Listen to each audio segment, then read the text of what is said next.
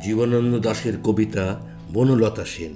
হাজার বছর ধরে আমি পথ হাঁটিতেছি পৃথিবীর পথে, সিংহল সমুদ্র থেকে নিশীথের অন্ধকারে মালয় সাগরে।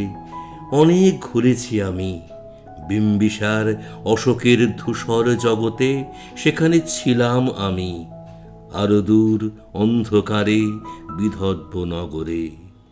আমি ক্লান্ত প্রাণ এক, চারিদিকে জীবনের সমুদ্র সফেন। আমারে দুদণ্ড শান্তি দিয়েছিল নাটোরের বনলতা সেন।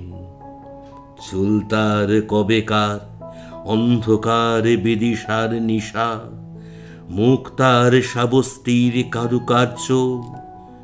অতি দূর সমুদ্রের পর হাল ভেঙে যে নাবিক হারায়েছে দিশা, সবুজ ঘাসের দেশ যখন সে চোখে দেখে দারুচিনি দ্বীপের ভিতর, তেমনি দেখেছি তারে অন্ধকারে। বলেছে সে, এতদিন কোথায় ছিলেন?